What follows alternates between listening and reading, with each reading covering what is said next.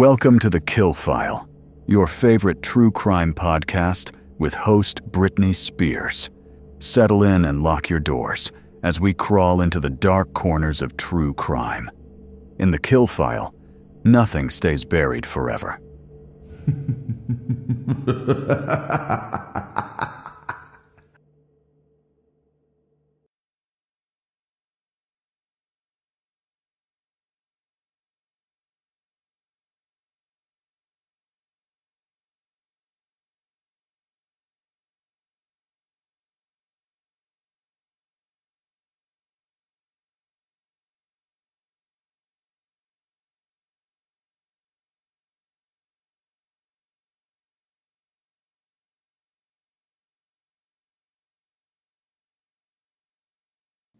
Hello there, and welcome to episode 103 of TheKillFile. I am so glad that you guys are back for another story. Before we jump into today's case, a few quick reminders. First, if you haven't yet, please take a moment to rate, review, subscribe, or follow wherever you get your podcasts for the newest episodes every Monday. And it is one of the best ways to support this free, for my listeners, podcast. Also, don't forget to tell a friend who you think may like to join us here every week. And as we grow, the better the podcast will get, and the more content I will be able to get to you guys every week. Next, follow us on social media. We are on Blue Sky, TikTok, Instagram, Facebook, and YouTube. One day, I would love to get you YouTubers some visuals for the podcast where you can watch me either record or some pictures from the cases, etc. But since I do everything on my own for the podcast, it will take some time to get there. Thank you so much to my listeners who have taken the time to share posts on your social media platforms. You guys have no idea what it means to me that you share the podcast where even more people can see a post. I gain new listeners this way all the time, and I'm truly so grateful when you do that, and I see you. The Hidden Files are on a break for now, but they will be back one day. If you're interested in the type of podcast that it will be, still circling true crime, but some added in history and dark matter as well, you can find a few on here, the main channel, or you can head over to Patreon to find more. Finally, if you haven't checked out the website, thekillfile.com, you should. I updated the whole get to know your host section as the first time when I was creating the website, which I did all by myself, by the way. I was nervous about putting some information about my story on there, and I didn't know exactly how to explain why I started the podcast in the first place, but now that I'm more comfortable in my role, I just told it like it is, which is how I usually do it. So if you're interested, feel free to give it a little read, and while you're on there, you can suggest a case you'd like me to cover, you can tell a true crime story of your own to be possibly shared, or you can find the merch shop. We have some seriously awesome true crime gear that have fun slogans. There are things that I have said here on the podcast and other slogans on the shirts and clothing. There are KillFile mugs and stickers and journals if you want to write it out. I highly suggest that for anyone who doesn't already do that. Writing your shit out, especially when you're upset or mad or sad, feels so much better to get it out. Okay, that's it for business. Let's talk about today's case. Today, we are going to cover a case that was suggested by a listener, and I am so glad they did because I'd never heard of this case.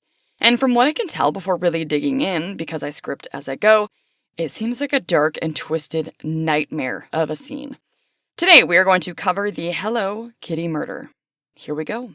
For most of us, our childhood cartoons and icons are a symbol of innocence, fond memories, and memorabilia that brings us back to our youth, and the recollections bring warmth into our hearts. Whether it be our favorite superhero, Care Bears, The Simpsons, Blue's Clues, or Barney, the memory of watching these shows can oftentimes lead to wholesome, nostalgic feelings and reflections.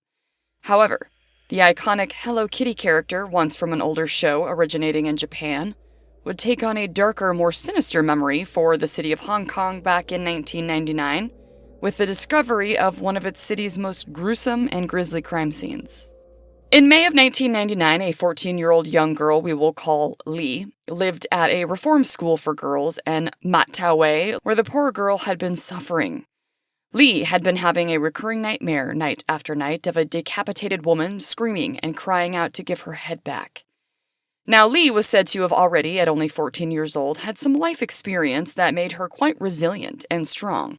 You know, street smart, which makes sense if she's in a reform school, but even for this strong, young teenage girl, the dreams were enough to disturb her.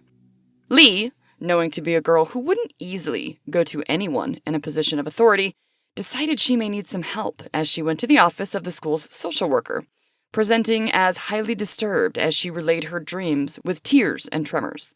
Thankfully, the social worker took her very seriously. Instead of brushing this off as teenage angst, she may have realized what Lee was talking about was more than just a simple nightmare. Lee could be talking about an actual crime.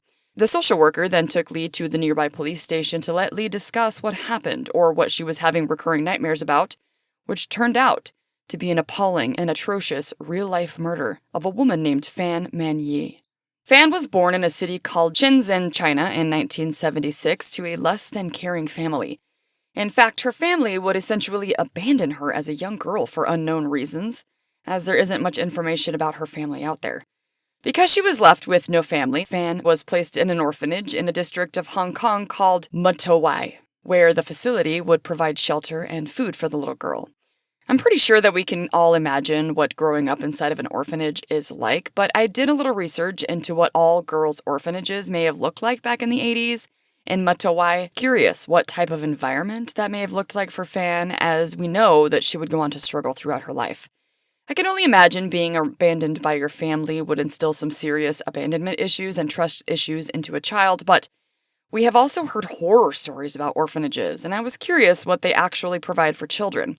An article in the South China Morning Post would point out the fact that because of the law being written in 1979 and then going into effect in 1980 of the one-child law in China, many baby girls were put into orphanages or abandoned by their families. Now, Fan was born a few years before this went into law, but it seems at the time that people who were forced to give up their children could be victims of familial breakdowns, poverty, or even the horrible stigma that could be attached to unmarried mothers. Who knows? But it seems that many orphanages were full of little girls abandoned around this time. The social welfare system at the time was still relying upon entities that were not related to the government, which oftentimes would be religious organizations or charities to help with these orphanages. The layout of such facilities were said to be large, open areas with lots of bunk beds for the girls, where they would eat in a lunchroom type space and share restrooms, not unlike the military or even prison systems. The routines were strict and regimented, which makes sense to keep track of so many children, and we all know that children can thrive under routines and structures, as there can be a sense of security and safety, especially, I imagine, if they feel abandoned. They were said to have scheduled activities, including their meal times and study periods, as well as bedtimes, that were managed and overseen by religious sisters, staff that also lived in quarters, or another female supervisor. It was a known factor that girls would be kicked out of these types of places at the young age of 15. So they had until then to learn what they needed for a regular or even subpar education, where they would learn basic literacy and math, as well as some skills like clerical work, sewing, or basic English, all to help them prepare to be out on their own at just 15. Fan would be no exception to these rules put on the facilities, and because of her young age and not being able to support herself, because really who could at 15, Fan would end up a transitional young woman wandering with no real home. Sadly, not long after Fan was shoved into the real world with little tools to her aid and a life full of unmet needs, she would self-medicate with drugs, quickly finding herself addicted. A common problem that people with addiction find themselves in is the inability to sustain their habit because drugs are expensive. And when it's all you think about every minute of every day, it can be hard to focus on anything more than your next fix. As a result, many people find themselves needing money quickly and resorting to anything they can, even things that they wouldn't normally do. For example, robbery. In Fan's case, one of her only solutions to her addiction versus finance problems was to engage in sex work, where she would be employed by the time she was 21 years old at a brothel located in Samsuibo named the Romance Villa. Eventually, when Fan was about 20 years old, she would be married to a man named Angsher Yuan, who unfortunately was also a drug addict, with some sources saying that it seemed as though the couple wanted to make a better life for themselves, but this would prove to be hard given their addiction problems, economic situation, and some alleged domestic abuse. Sources would point out the fact that there seemed to be abuse happening in the relationship, where neighbors would claim to hear sounds waking them up at night. Fan's whole world would change just 2 years later when she would give birth to their son.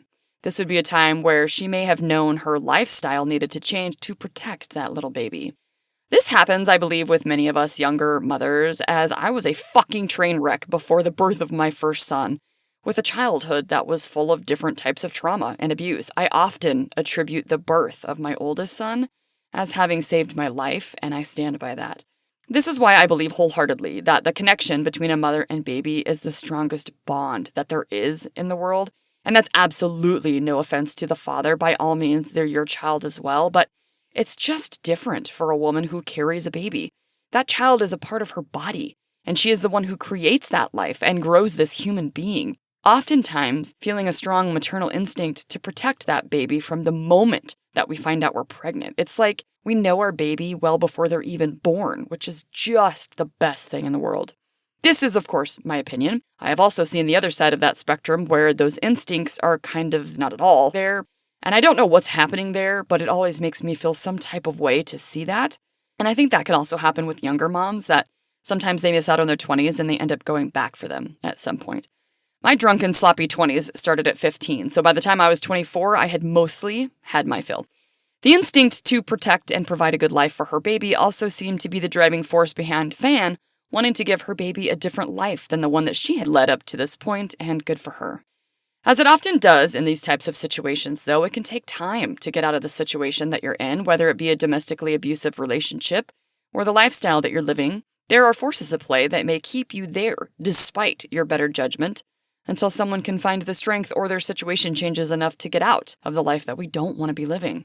Fan's case was no different, although she seemingly started to want to make those positive changes to her life for her son. It still takes time. In 1997, Fan was still engaging in sex work to make money for her family, but there was one particular client who was said to be a regular of Fan's who ended up being a bigger part of her life than she probably knew or wanted. A man named Chan Man Lok was reported as paying to spend time with Fan, having long sessions of sex work, and the two were also known to binge out on meth together as well. A little background on this man, who we will call Chan. He was a bigger part of the darker side of Hong Kong. Apparently, he was a part of a triad or transnational organized crime group called the Wo Sing Wo. After doing a little research into this particular triad, they are allegedly one of the oldest and biggest organized crime groups coming out of Hong Kong. This, according to an AI overview. The Wo Sing Wo was founded back in the 30s with approximately 20,000 or more members, with alleged crimes like drug trafficking, illegal gambling, extortion, human trafficking rings, counterfeit goods, and loan sharking. So this Chan guy had allegedly been involved with the triad since he was a kid, and he didn't seem like someone who you would want to get on their bad side. Fan was determined to change her life for her baby, wanting to get out of sex work and to get clean, maybe wanting to give her baby the childhood she never had. During the changes that Fan was set out to make, she would take a job at a local nightclub as a hostess, which seems similar to a job that we have discussed here once in another case, where people can go to like a snack bar and the person there would entertain them and hang with them that night and make sure that they were having fun. This position at the nightclub seems similar. Fan was said to not be making quite as much money at the nightclub as she did for sex work. I believe at this time she was trying to transition out of sex work, but again, it takes time. Now, there are a few people of note that will come up and be important to this case, and they were both alleged members of the same triad as Chan, a 21-year-old man named Long Wei Lun, and a 26-year-old man named Lung Sing Ta. Both of these younger men worked at a store that was said to be not far from the future crime scene. The last key player, or witness, if you will, would be the younger 14-year-old girl named Lee, who ended up going to the police after the nightmares she was having.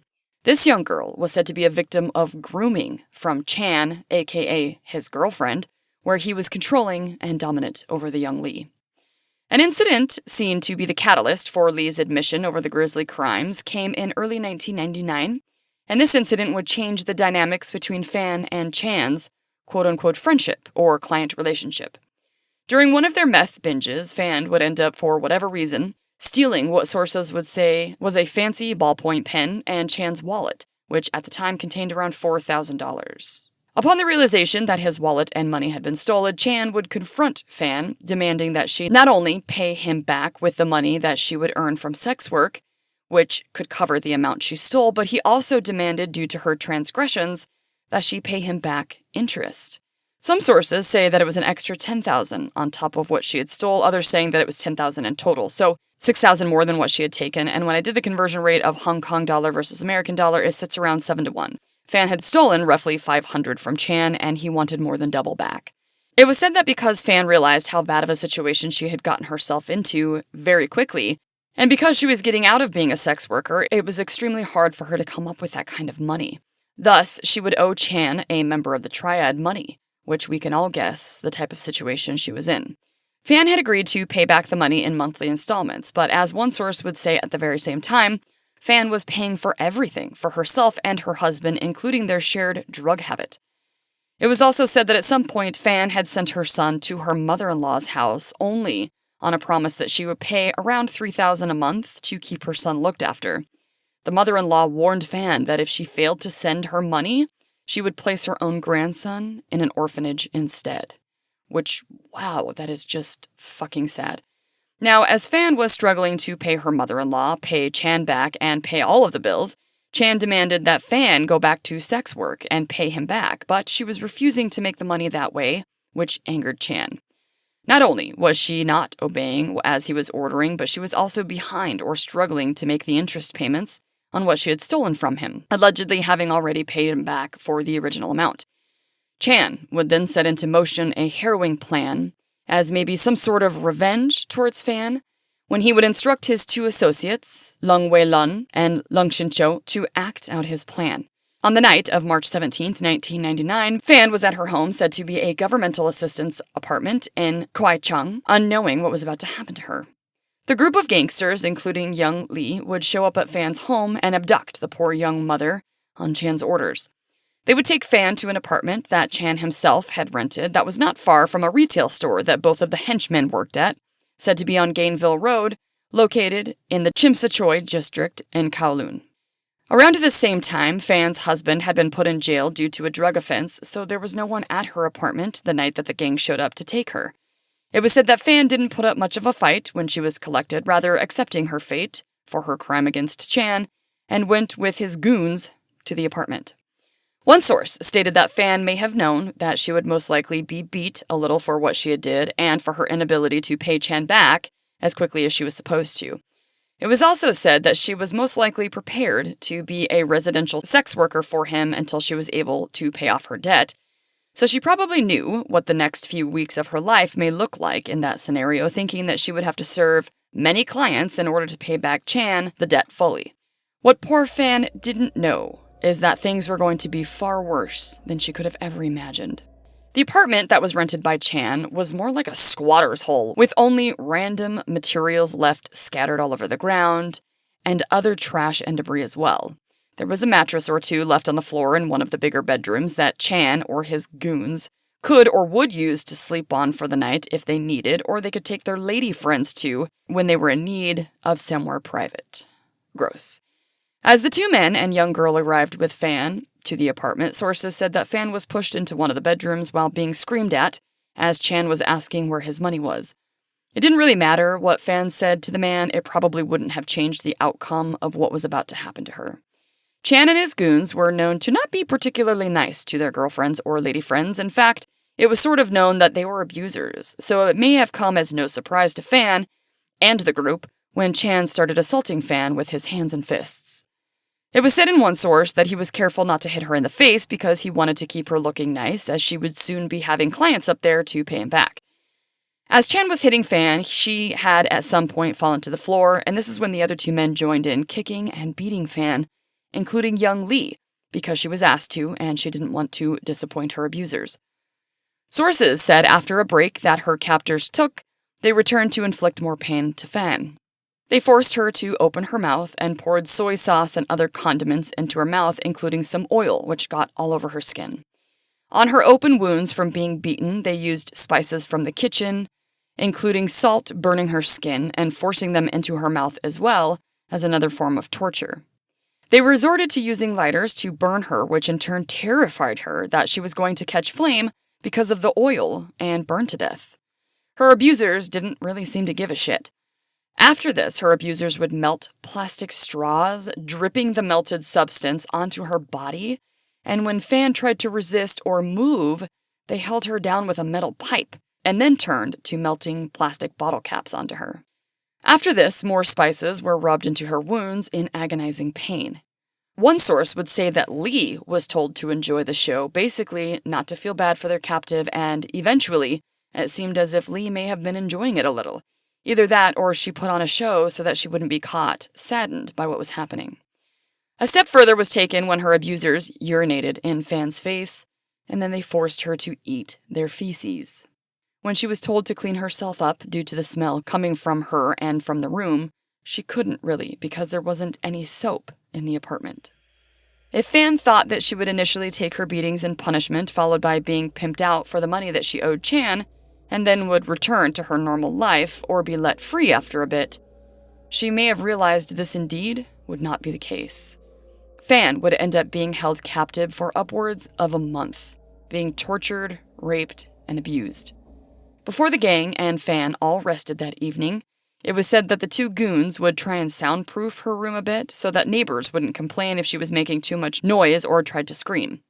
Come the next day, it was seen that some of Fan's injuries were infected and oozing, and when she was caught picking or scratching them, she was scolded, and then forced to place her hand flat on the floor. One of the men then grabbed a metal pipe and bashed her fingers on the floor until they were left covered in blood. As if being tortured and abused viciously wasn't enough, the gang would chop off all of Fan's hair to the point that her scalp was scraped and cut, which confused me because I thought they wanted to keep her looking a certain way for her upcoming clients. There was an account from a source that said over her month's time in captivity, Fan would be kicked approximately 50 times in her head, as well as one incident where she was hung up and used as a human punching bag of sorts. While being held, Fan would be made to endure pain while trying her hardest not to show any agony, even while being raped. If Fan showed emotions beyond what her abusers expected of her, she would be beaten and tortured further, which would leave her maybe feeling the need to show emotions that she was in actually no way feeling, for example, a smile. When Fan's body was no longer to hold out, as it maybe had in the beginning of her monstrous ordeal, the physical aspects of what was being done to her were obviously taking their toll. Fan was having a hard time walking and moving about, which forced her to actually rely on the people torturing her to move most of her body. If she did anything, even if she took something from her own room without permission, she was beaten. When the younger girl, Lee, had gone to the police to confess and share what she knew about the haunting ordeal, she would explain to the authorities that Fan was beaten regularly, raped, tortured, bound, and starved over a 4-week period until finally, her body couldn't take it anymore. The exact date of Fan's death is unknown, with it being reported to have taken place somewhere between the 14th and 15th of April, which her initial abduction had taken place on the 17th of March. Just a day before Fan would pass from her violent abuse, there was an incident where the two henchmen were out at a nightclub, living their life normally as if they didn't have a captive at home that they were torturing, and when the two men returned home, they found Chan in the room with a now nude Fan. The two men then witnessed Chan use a metal bar to bash one of Fan's breasts, stating that it was smaller than the other, and if he beat it enough, maybe the swelling from her injuries would make her breasts more even. Ugh, fucking pig, just so fucking gross. After the group had left Chan to his captive, Lee would later confess that she heard more abuse happening in the room. It would be the very next morning that the two sidekicks would sadly find Fan dead from her injuries, lack of food, and lack of water for multiple days. One source would state that after the two found Fan dead, they headed out to buy some candles and incense to burn near her body. I read that this is a Buddhist practice that is supposed to keep the maybe soul or spirit of the deceased person from being able to come back and haunt the ones left on Earth. This, of course, would not work for them, as it would be little Lee who was eventually haunted by the images and actions that had taken place over the past few weeks in the apartment. When young Lee first entered the police station with the crimes that she had not only taken a part of, but had witnessed, no one probably could have guessed what they were about to encounter at the crime scene. Lee led the authorities to the apartment where Fan had been held captive for the last month, and as they entered, the smell of death and decay would wash over the police officers. After searching the apartment for evidence, it was clear that not only was Lee's story most likely true, that Fan had been held there against her will for an extended period of time, but now they were looking for a body. As the authorities searched, they would find Fan's remains in more than one place. As a matter of fact, in several. One of the worst parts of the case, and the reason that this is called the Hello Kitty murder, is because among the various things, debris, and scattered garbage in the apartment was found a Hello Kitty mermaid plushie. And sewn inside was found the remains of Fan Man Yi's severed head. Yeah, her fucking head. Holy shit. They also found her internal organs in a plastic bag, along with other bags of body parts. So I guess after the group had found Fan was now dead, they had a little discussion as to what to do with her remains. At some point, one of the men threw out the idea that they should dismember Fan's remains and flush them down the drain. They were trying to do something quickly, as I guess the authorities were already investigating another member of the triad for a rape that included drugging, just one floor below the apartment where Fan had died, and they were concerned that the police may figure out death was coming from their apartment. I don't know why, but they also decided that it would be a good idea, and landed on the thought that they also needed to basically cook the body as well, or at least boil it. My guess is that maybe they thought it would be easier to dispose of her. I'm not sure what the thinking there was, but either way, the group would gather supplies to dismember and cook Fan's deceased body. They then moved her into the bathtub where the dismemberment started to take place, with Chan allegedly being the person who did most of the work when it came to cutting up the body. He was said to have started with opening up Fan's body to remove all of her internal organs, putting him into a pot of boiling water, and then he proceeded to decapitate Fan's body and remove her limbs. This is when Chan allegedly took a break from the dismemberment and allowed the other two men to continue while he ate. One source would say that they used the same utensils to cook their own food as they did to move around body parts on the stove while they were cooking them as well. There was an account from a witness who could see the reflection of a shadow in the bathroom below him, who actually saw the silhouette of what this person believed to be a man striking in a downward motion over and over. And they weren't really sure what was happening, but they thought the number of times the shadow did this was bizarre. So they actually recorded the person in the bathroom, or the shadow of them, essentially, most likely, chopping up Fan's body, with the chopping motion being the bizarre thing they saw the person doing over and over. According to sources, the group placed Fan's head into a pot to boil it, and according to a book that covers the case called Hong Kong Noir, 15 True Tales from the Dark Side of the City by author Feng Qisheng, which, by the way, is written very well, the book states that at some point Lee asked Chan what it was like to cut up Fan's vagina, when Chan would respond that it was similar to an eye. Whatever the fuck that means. Jesus. After the dismemberment process was complete, the group was left to trying to figure out how to get rid of the remains, since the apartment and surrounding area was crawling with authorities investigating the crimes one floor below. This is when one of them would suggest sewing Fan's head into the Hello Kitty plushie that one of the men's girlfriends had left behind, as she would occasionally spend time and nights over at the apartment. After Fan's skull had been essentially hidden inside the Hello Kitty doll, the group would place the rest of Fan's body parts into bags, hoping that they could sneak them out of the complex. As the group gathers the bags to take them outside, they allegedly left behind the internal organs bag and the Hello Kitty doll because they knew they would be running into police on the way down, and allegedly they were sketched out about having to carry those items down. As if carrying any of the other body parts were somehow less horrific. Chan had told one of his goons to go back the following day to get rid of the rest, but when the man went back, the authorities were still everywhere, and he was allegedly too afraid to walk out of the apartment with those items.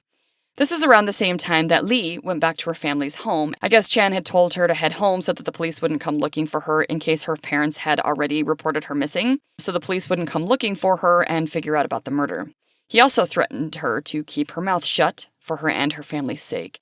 And I have to say that it was very brave of this young girl to come forward to the authorities with what she knew, especially at a young age. Some sources said she was 14, some said 13, but either way, she was very young. And she was about to implicate a scary-ass man and a member of a triad in a murder. Good for her for doing that. Along with the haunting nightmares that Lee was experiencing from the ordeal, the witness or neighbor that saw the shadows doing something horrific was also haunted in his sleep by what he said was a bag sitting on an awning of a business next to the building. After he had this dream, he allegedly saw the bag sitting outside exactly as his dream had shown him. And when the police finally came to investigate Fan's murder, the witness told them about the bag. Inside the bag were dismembered body parts of Fan's. And it was said that the neighbor was consistently smelling something terrible, but he didn't know where it was coming from. He only knew that it wasn't from his own apartment. So I wondered if that's why he kind of subconsciously knew that something bad had happened that night that he recorded the shadows striking something. As Lee came forward with her story, she was given immunity in return for testifying against the 3 men who were involved in the murder of Fan. While Chan was found at his actual home pretty quickly, Lung Wei-lun was said to have fled to China as the murder case was gathering a ton of media coverage, and he knew that he was wanted for the murder. An international alert was made for the manhunt, and on February 14th, 2000, he was found in China and arrested. After all 3 men were captured and interrogated, it seemed that none of them were exactly denying their involvement in the dismembering part of the crime, but they were starkly denying being the ones responsible for her murder. After the investigation and what they actually had as far as evidence went in Fan's murder, the decision was made, for whatever reason, to charge the 3 men with manslaughter. One source stated it was because there wasn't one single thing that led to Fan's death. It was a prolonged torture, and because some of her body had been boiled, it was hard to point to her exact cause of death. This would allow the prosecution to be able to point out what the men did to Fan, causing her death, without having to make a case for the intent to murder. Eventually, the jury would find all 3 guilty of manslaughter, and as a result, the judge gave the men each a life sentence with a minimum of 20 years, stating the shock and brutality of the crime. It was also presented in court that the men didn't feel remorseful for their actions, and one of the goons was even able to commute his sentence to 18 years, meaning that he would get out way before Chan and the other sidekick. The one who got out early, Lung Sing-cho, was released in 2014. However, in 2022, he was arrested again for sexually assaulting a 10-year-old girl, and was only sentenced to 1 year in prison. What the fuck? As of the release of this episode, all 3 men remain incarcerated, the 2 for the manslaughter charge of Fan Man-yi, and the 1 for the sexual assault.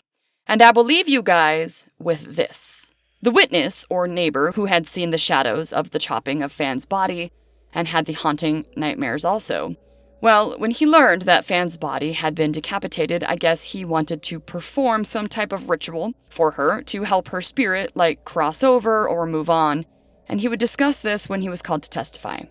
He went out and bought a hair tie for Fan, and something called an afterlife grievance letter that I guess is kind of common over there in places that are close to funeral homes. He then burned the letter for her, which was what they usually use those for, and the hair tie as well that he had bought for her. He would recant on the stand that the night before he was called to testify, he had another dream, except this time he saw a young woman, neatly dressed, walking in front of him, and she was pulling a suitcase behind her. The witness said in his dream the young woman turned around, telling him thank you for his troubles, and then smiled at him before walking away. It was his belief that this was Fan Man-yi thanking him for what he had done for her, because in the dream, she was holding the same grievance letter that he had burned for her. And that, my friends, is the story of the shocking and hideous torture, abuse, and murder of Fan Man-yi, aka the Hello Kitty murder. What a horrendous fucking story, right? Oh my god, that poor woman. I can't even begin to imagine the pain that she was put through for an entire month of torture. According to Lee, she was abused damn near every day, and it doesn't sound like the gangsters took it easy on her body or her mind as they tortured her to death. It's just so sad, and I couldn't help but wonder if she was just welcoming death towards the end just to be free of her situation. Also, she left behind her son, and for him to hear about the death of his mother and her unspeakable situation must have been so traumatic for him. I did read that she left behind a necklace at the apartment that was given to him, as well as her cremains from at least her skull and maybe other parts, I'm not sure, but he was able to have what was left of her, so she could rest in peace now after her death with her son. I have heard that there are certain organized crime groups out there like the Triad or the Mob or whatever we all have that torture people, but holy shit, to hear some of the things done to someone like this just for stealing some money is fucking terrifying and nightmarish. I am so glad that I've never had to cross paths with anyone like that or forced into any situations where people like that are in my social circles. I mean, at least that I know of. Maybe ignorance is bliss in those respects. Well, I hope I didn't ruin your whole day with this fucked up story, and remember to be careful who you're friends with. People are fucking nuts. Come on back next Monday when we will cover another case here on The Kill File where nothing stays buried forever. Stay safe, you guys. Bye. Thank you so much for hanging out and listening to today's episode here on The Kill File. Check out the website at thekillfile.com to suggest a case or find the merch shop. Follow us on social media for weekly reminders about episodes, to share your thoughts, or to find bonus pictures from the cases. Remember to lock your doors, lock your windows, and stay safe. See you next Monday for another story here on The Kill File.